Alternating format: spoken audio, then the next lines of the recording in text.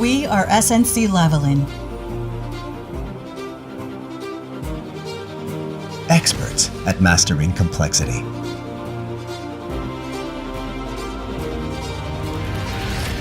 We use our industry know-how and resources To create and deliver predictable outcomes for an unpredictable world. We work differently. We stay ahead of the curve, by connecting people technology. and data, It is how we generate the knowledge, the ingenuity and the drive to meet today's most pressing challenges. from blueprint to delivery. You can count on us. To work hard to ensure that your experience is smoother, Smarter and more efficient. Because at SNC Lavalin, we're not just embracing change, we are driving it.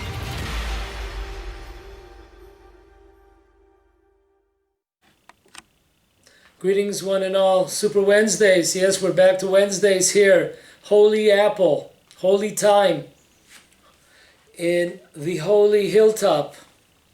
Here, great to be back with everybody. Hope everybody had a meaningful holiday of Shavuot. Receiving the Torah, as we know that every year we receive the Torah anew. It's not like it was a one-time deal. Every year we receive it anew. Every year we're judged what is going to be our portion in the next coming year connected to learning and teaching the Torah. Okay, we have an amazing, with the help of Hashem, amazing. Sometimes you do a class and, okay, so, you saw a few new things. This class really threw me off, really blew me away to see how much how much information and how much similarities there are to this issue that we're going to touch in the Torah, and how it's so connected to all the tremendous tidal waves that are happening all over the world, from health to pandemics to economy, etc. Okay, title of our class today is OMG. For those that don't know, it's short for Oh My God. Is this how Gog and Magog, Armageddon, looks? Question mark. Scary. Pretty scary. Okay, so let's take it from the top. God creates the world. There's a tremendous question. We know that God created light. The Talmud in Tractate Chagiga, page 12, side A, asks an amazing question. How could this be that it says in the beginning God created light? We know if you look a few verses forward, on the fourth day of creation, God created the sun, the moon, and the luminaries. So why? That's light. That's the moonlight. That's the sunshine. Those are the stars lighting up. So that's the question of the Talmud. How could it be? It seems like God created the light on the first day, but then if we go fast forward, we see that it was really created on the fourth day. So make up your mind, 1 or 4. Amazing answer. This is not your regular type of light, like you turn on the switch or fire. No. This was a very special light. This was a spiritual light. This was a light of understanding, wisdom, knowledge, secrets of the world. Tremendous light. How long did it go for? There's various opinions, ranging from one day, 24 hours, then we go up to 36 hours, a day and a half. Then we have an opinion 3 days. And last but not least, we have an opinion that the light went on for 7 days, continued for 7 days. This spiritual light, wisdom, secrets of the universe, tremendous, tremendous present from God. And then, lights went out, not just in Georgia, but all over. This spiritual light, knowledge, it went out. Why was that? Talmud tractate, the same page, Chagiga 12a, tells us the reason why. God, so to speak, saw the generations of the flood generation, Noah, generation of dispersion, Tower of Babel. Saw these two bad generations of evil people, and decided to conceal the light for a further up the road in history. Now, person might ask, why, if God already knew, God knows the future, so if God knew that there would be these evil generations, why did he even bring it into the world? We're not going to get into that subject. That's a subject within itself. But just, I'll say on one leg that everything, even though it will be concealed, whatever the issue or the item is, it has to be brought into the world because it will be attainable to certain people, individuals, communities. So it has to be brought down. Even though it will be concealed, once it was actually here, it's a reality. Not for 99.9%, but for that 1%. Okay. Now, Nachmanides, in his book, Shara Gmul, tells us the following. On page 479, Nachmanides tells us that this light we call knowledge, wisdom, understanding. Now this light enabled us to see from one side of the world to the other side of the world. Now, the Talmud in Chagiga, it also tells us that this light enabled people to see from one side of the world to the opposite side. Just the Nachmanides calls it wisdom, knowledge.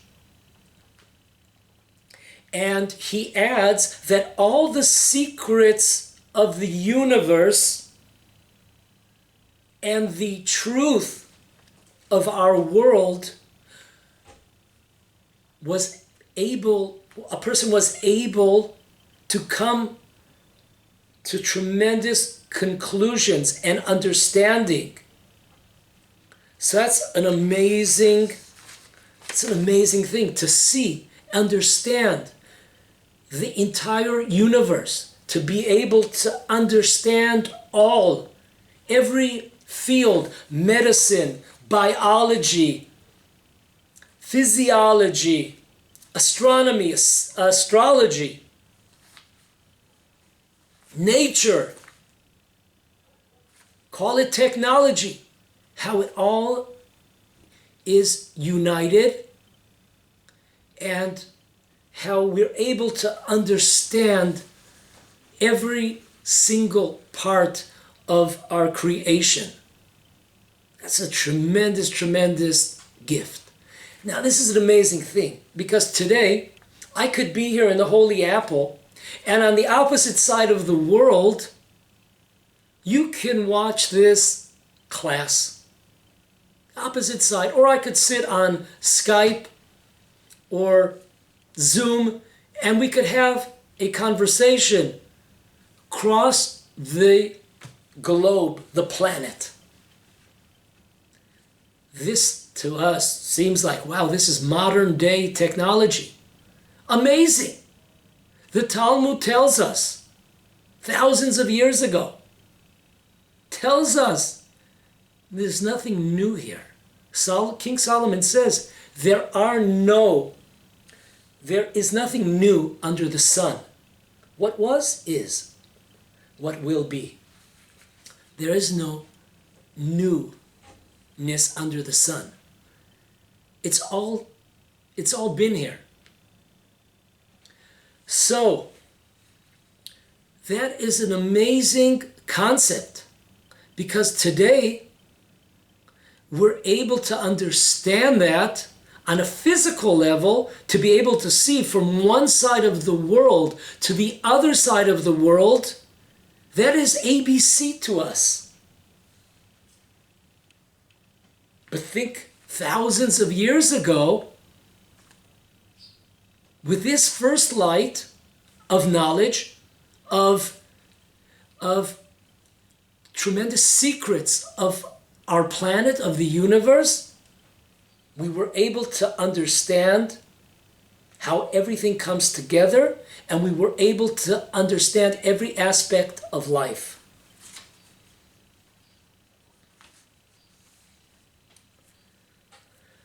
Next question. Does this light exist today? The answer is, on one leg, yes, it exists. Where does it exist? Torah tells us a few places or a few times during the year that it comes around. It is once again brought down to the world. It's revealed. So yes, certain individuals are able to tap in to this tremendous light, knowledge, secrets of the universe. Did this light ever return in abundance? Okay, individuals might be able to tap into it. We know certain sages, even in our generation or previous generations, we know that they were able to tap into this light, and they were able to see millions of stories of sages in our generation.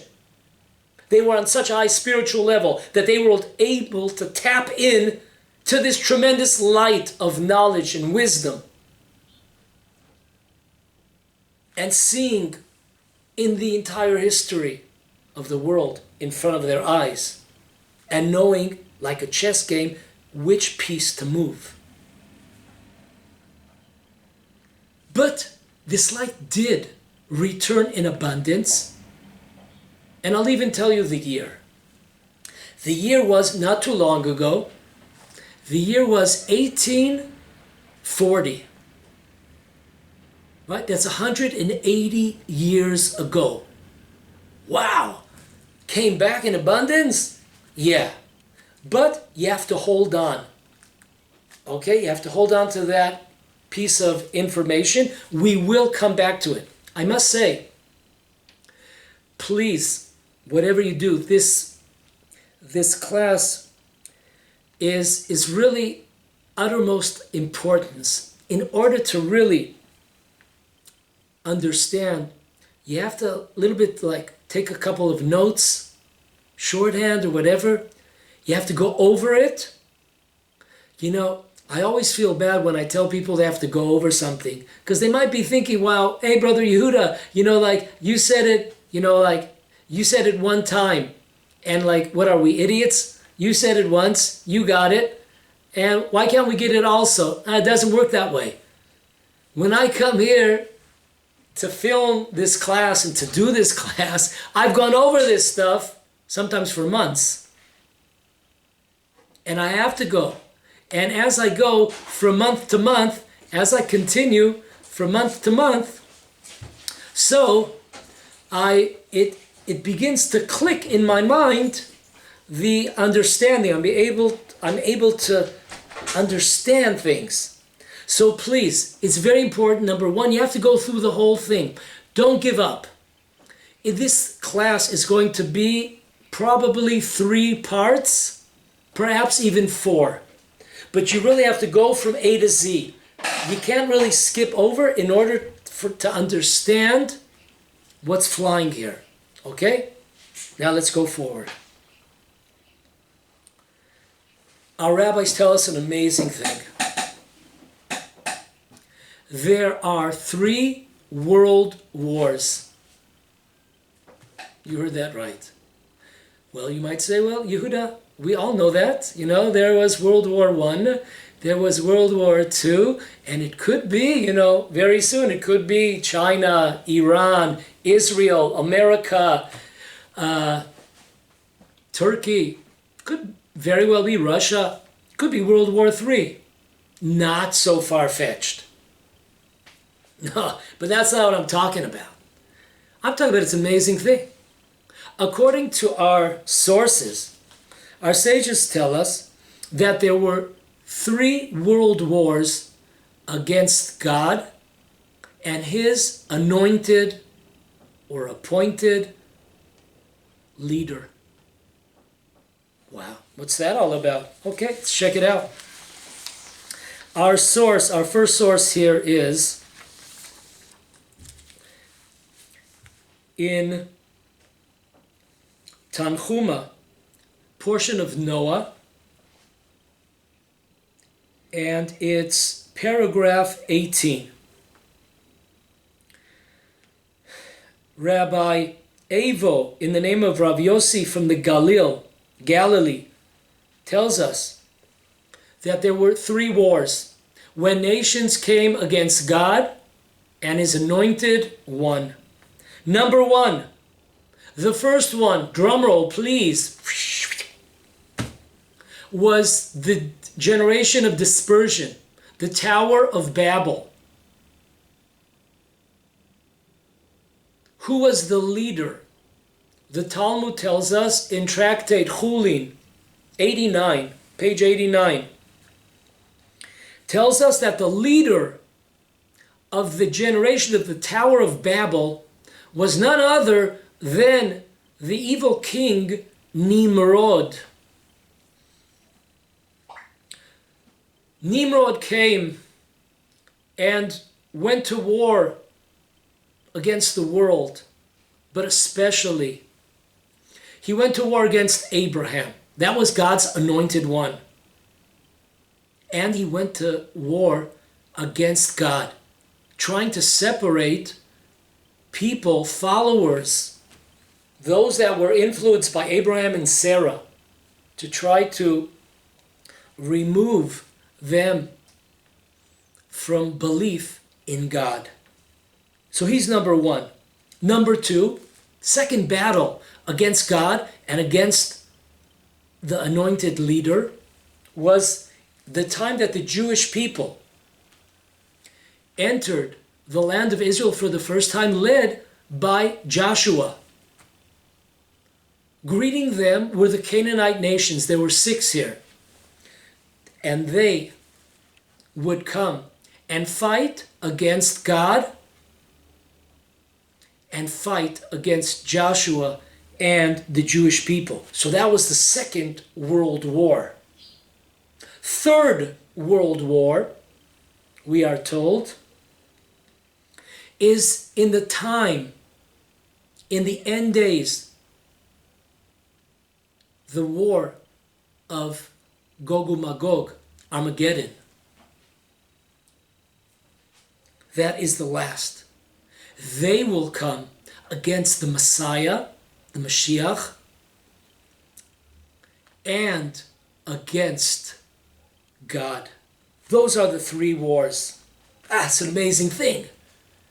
The Torah teaches us about 3 wars, and we've gone what we call 2 world wars, and we're possibly close on the threshold of a 3rd world war.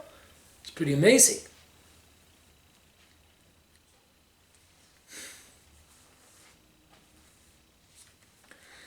The Sifri, none other than Rabbi Shimon Bar Yochai, tells us an amazing piece of information in the portion of Izot HaBarcha, Deuteronomy, the last portion. It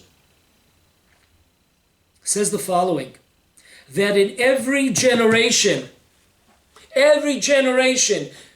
we have representatives of 3 generations. We have representatives of Sodom and Gomorrah, Sodom and Amorah. We have representatives of the generation of the flood. We have representatives of the generation of the Tower of Babel. What does that mean? It means that if you look at the various sins of those generations, we'll just take an example. In the time of the flood, there were many sins. We'll just take one example. One of them happens to be sexual, immoral, immodest behavior, lust. What generation more than ours can say, wow, we see they have a lot of representatives in our times. That is a pretty big uphill battle that we have. So that's what it means. Their flag, their ideology, whatever ism it was called back then, comes to fruition today in our generation. Those generations are all present in every generation.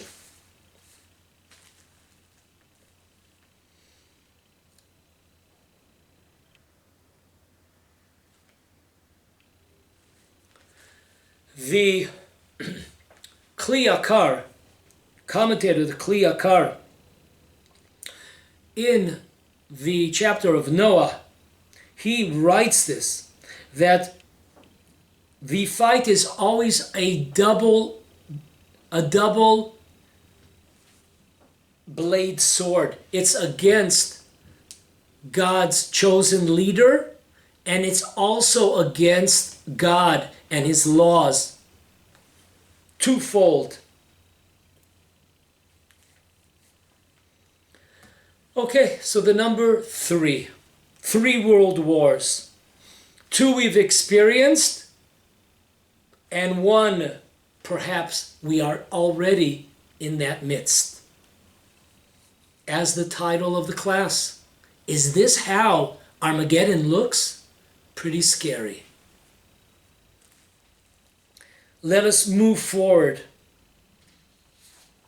Our sages tell us in the book Shocher Tov, chapter 118, depending on what version you have, it's either verse 9, chapter 9, or paragraph 12.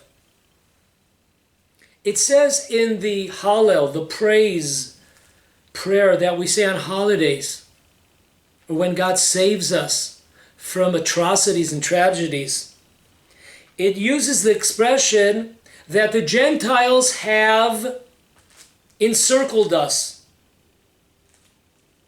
They have surrounded us 3 times. Listen to this.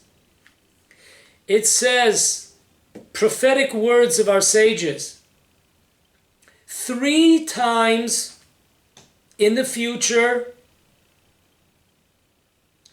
the Armageddon, Gog and Magog, the nations, will go and fight against the Jewish people, against the land of Israel, and against God.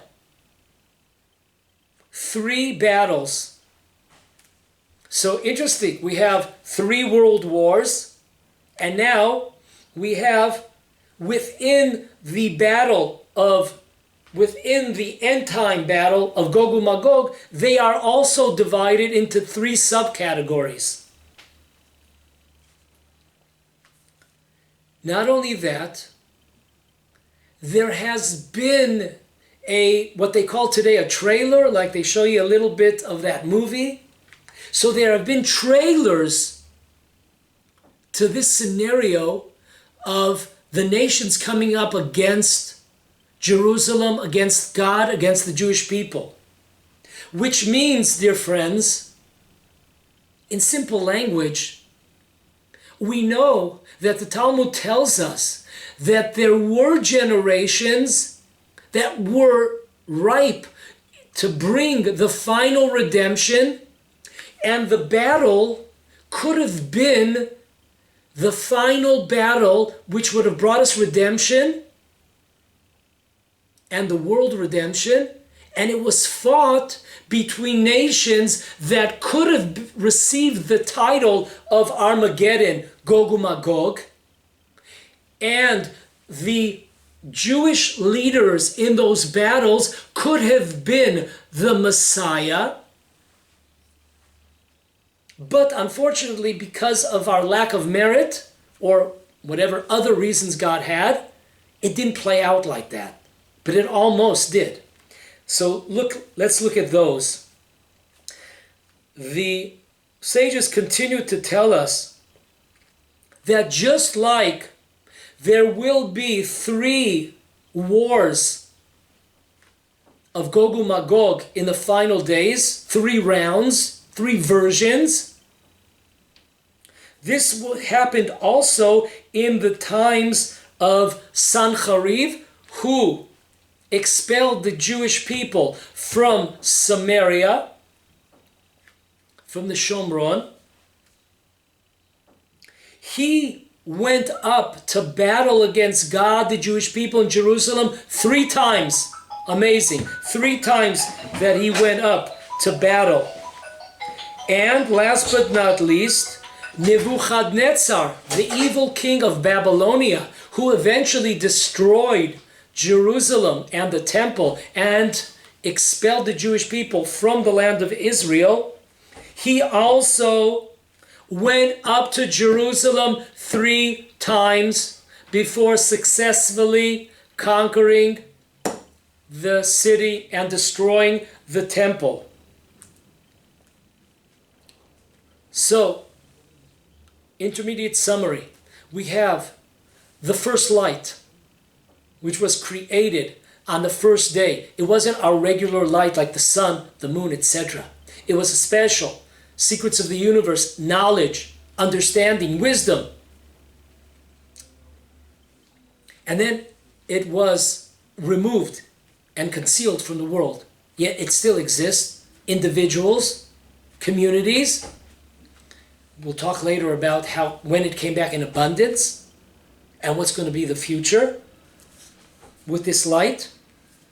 And then we spoke about 3 world wars. Time of the Tower of Babel, number 1. Time of Joshua coming into the land of Israel and the Canaanites. And number 3, future, the battle of Gog and Magog, Armageddon. We spoke that, interesting, that within Gog and Magog there are 3 wars, 3 stages of this war. And there were various characters in the Torah that had the possibility of being Gog and Magog and bringing the Messiah, and the Jewish leaders who fought against Sancheriv and against Nebuchadnezzar, they could have been the Messiah, and the redemption could have came down to the world. So this is all stages, 3 stages. Everything is involved. Okay.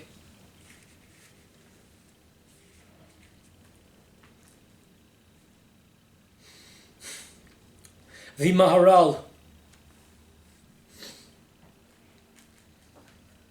The Maharal tells us an amazing concept.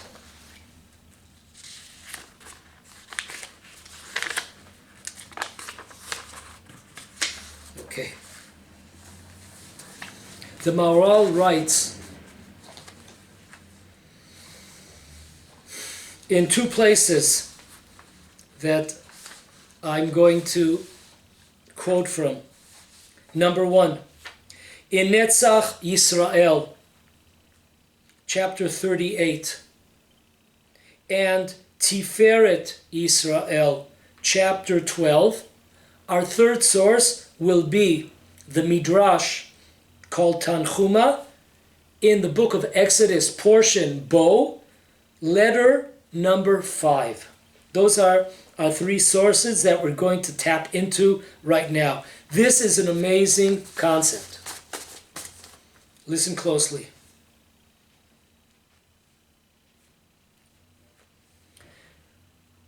The Maharal speaks about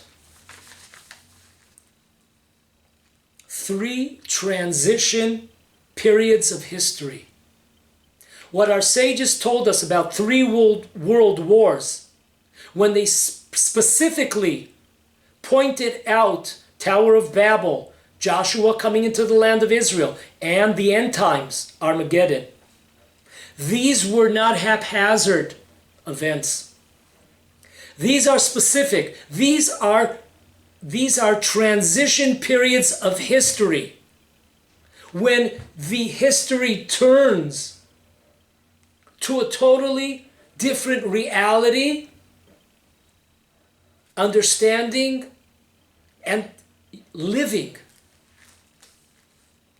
These are such periods.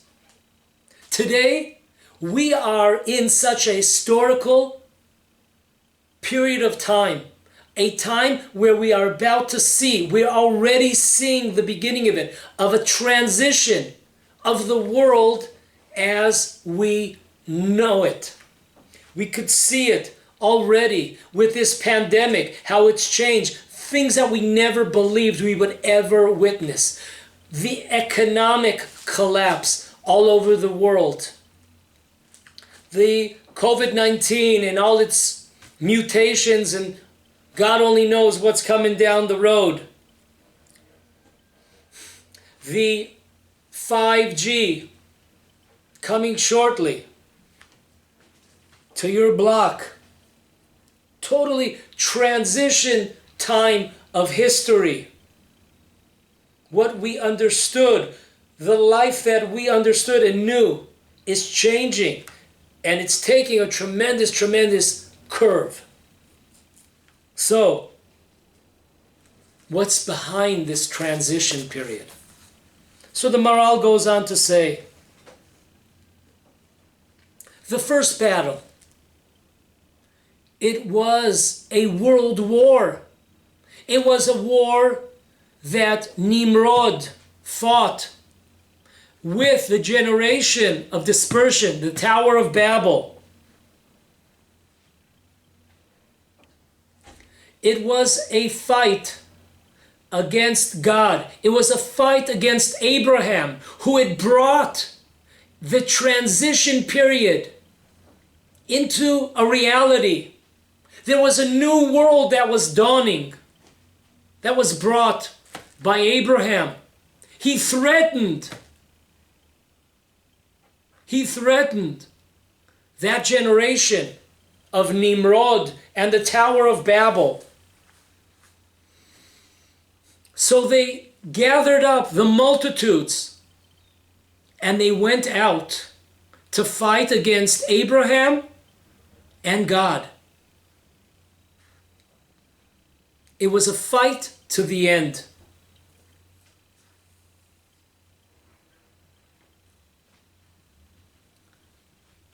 Nimrod and the world said no. A big N-O. We will not allow this transition, this revolution of Abraham to come to the world. If you look at it, the Maharal says an amazing take by the Maharal. Abraham, we know in the Torah, is called Echad Haya Avraham. Avraham was one. Abraham was one. He was with the one God. The nations, Nimrod, led the world, the 70 nations of that time. We are told in the words of our sages that there were 70 builders of the towers, each one representing a certain nation. Now I know that up until the tower, it was just one universe. Then it dispersed till 70. But still, in the DNA of people, there was already evidence of this separation, of these different isms of nations. So they all built this Tower of Babel. So think about it. Abraham is one, he's representing one God, one truth. Nimrod comes with all of his gods. Man, he has a God for every hour of the day. The sun god, the moon god, the stars. He's coming and saying to the world, listen guys, what is this chutzpah of Abraham and his God?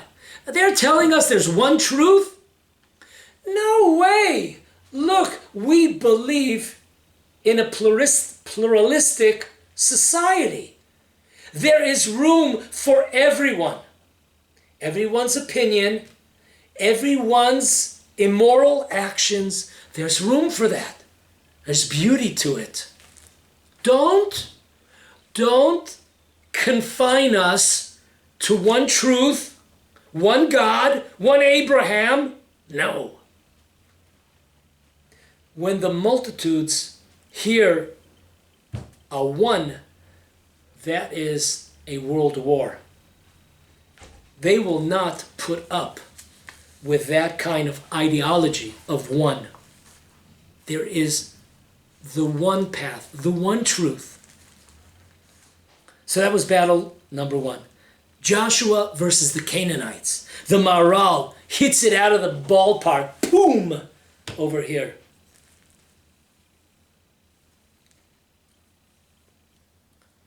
He brings down in Tanchuma that we mentioned, Bo, in Genesis, Bo, letter 5. When the land of Israel was chosen by God, God disqualified all the other countries, lands of the world. When God decided that this land of Israel was going to be the chosen land, this was going to be the land of spirituality, the land of prophecy, the land of the Jewish nation, the land of connecting between the Jewish people and God. God therefore neglected, disqualified all the other lands. So the world, represented by the Canaanites, they're up in a rage. What is this? Are you telling me? You want me to buy this jive? That there is in all the lands of the world, you want me to believe that there is one land that is special, that has special characteristic traits? You want me to buy that? A land is a land is a land is a land. They're all the same. It doesn't matter where you're from. You might have a little bit of a different accent. You might be from England and have an unusual accent. You know, you could be also from down under in Australia. But it's really all the same. So once again, the Maharal, when the multitudes look and see a flag of one, they are not willing to take this lightly. They will go and start a world war to eliminate that one tiny country called Eretz Yisrael, the land of Israel. So once again, it bothered the world, gave them no rest. And so too, the Maharal continues, so too, in the final war of Gog and Magog, Armageddon, 70 nations will come up against one nation. one truth, one God. No, you can't get away with saying that. Everything goes. You could be a man, but you're really now a woman. You could be a woman, but you're a man. And you could walk around naked and it's fine. And you could put on clothes and it's fine. And everything is beautiful. Everything's okay. Don't tell me what to do. Okay? Everybody does their own thing. Except for these pesky Jews with their one Torah, one God, one nation. They come up and they tell us what is correct, what is moral and what is immoral, what is proper and what's improper. No! We will not tolerate such a nation. So it's the clash, the Third World War. Ben Yoyada, the Ben Ish Chai, Tractate Brachot, page 10, side 8, tells an amazing Torah. That when, in the times, the end times, the Armageddon, Gog and Magog, the 70 nations, will come with the same Tower of Babel. The same tower that represented the fight against Abraham, against God, against the Torah. That same tower will be used in the end days to fight against God and against the Jewish people. So folks, we got our work cut out for us. We better understand what is happening, what secrets are happening with the generation of dispersion, the generation of the Tower of Babel. Here lies our historical time. If we understand what was the battle about, what does the tower represent, we will understand where we stand today. In the tractate Sanhedrin, page 109, tells us,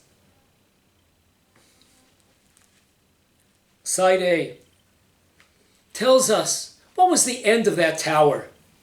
The Tower of Babel, what was the end of it? So, it's divided into, you guessed it, 3 parts.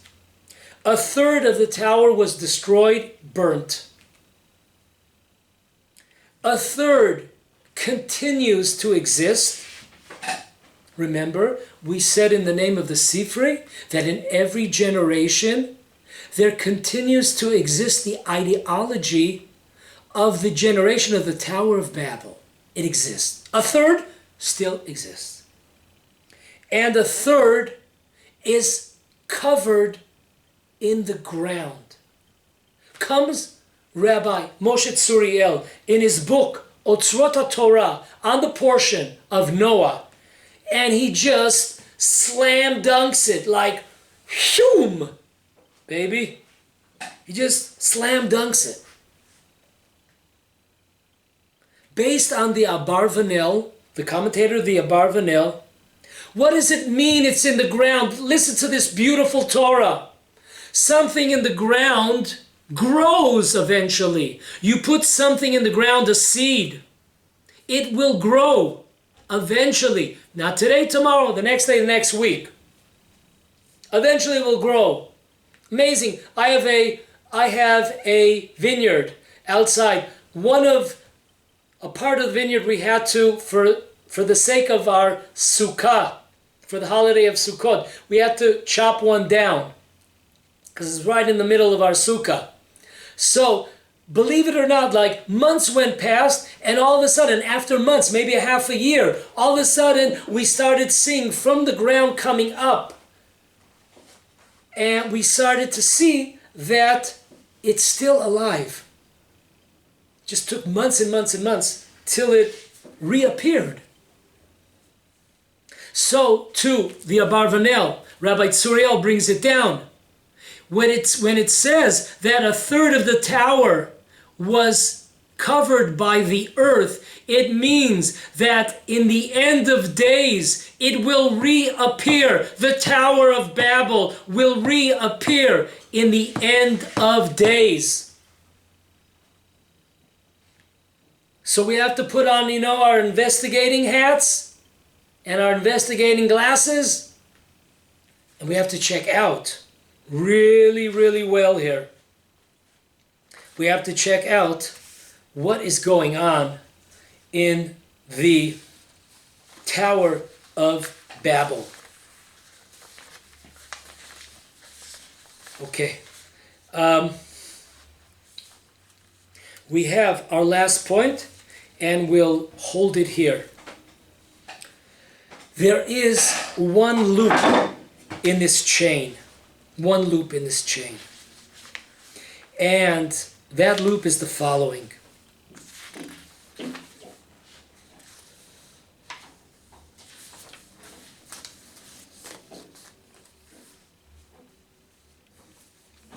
The first source is the Migalei Amukot, unbelievable book.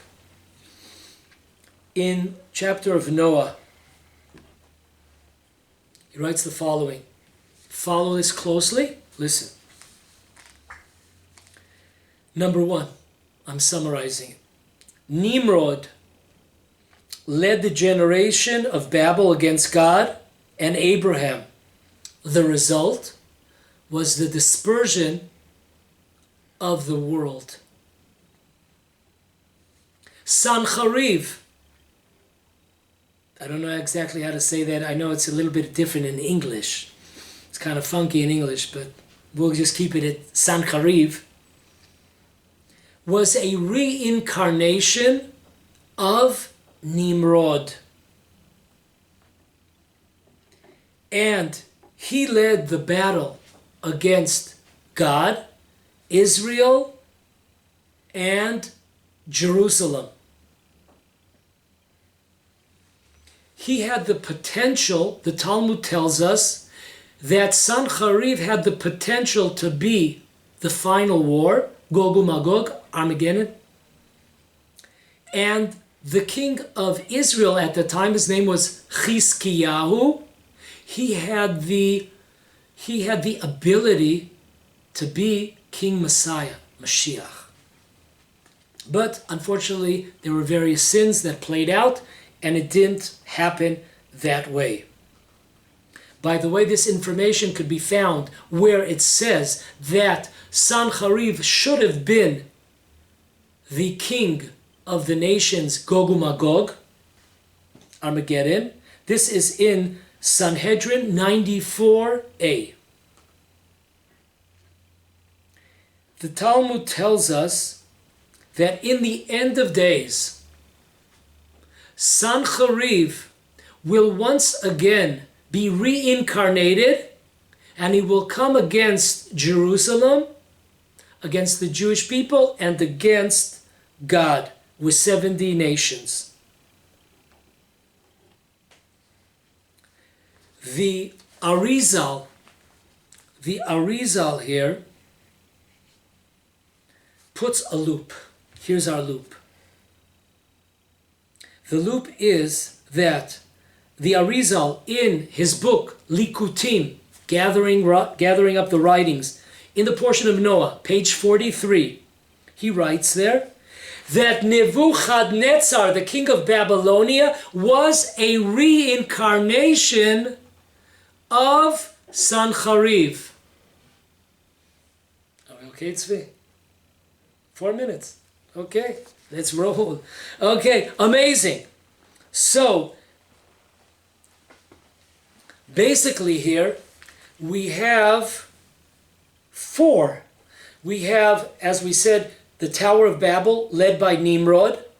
Then we have Joshua and the Canaanite nations. We have Sancheriv, who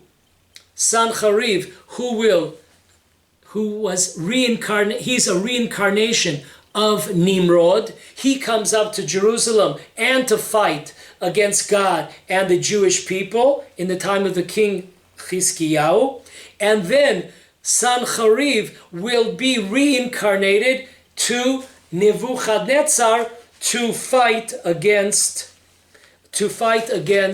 Jerusalem and the temple and God.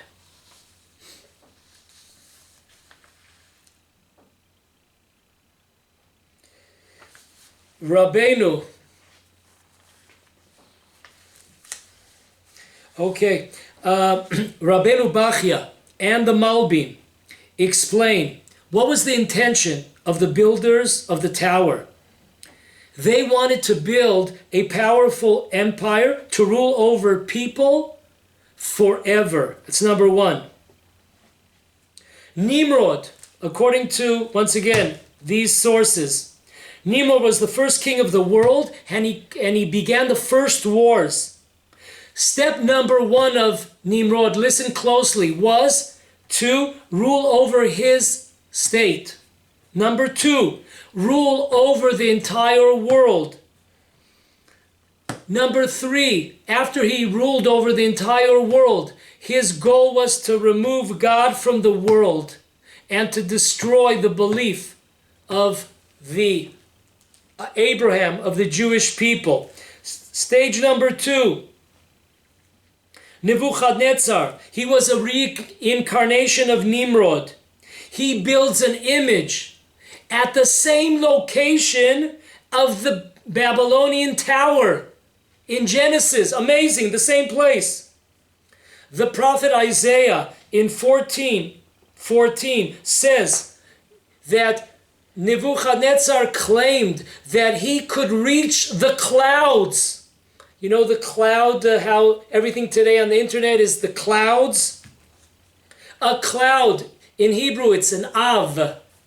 72, Ayin Bet.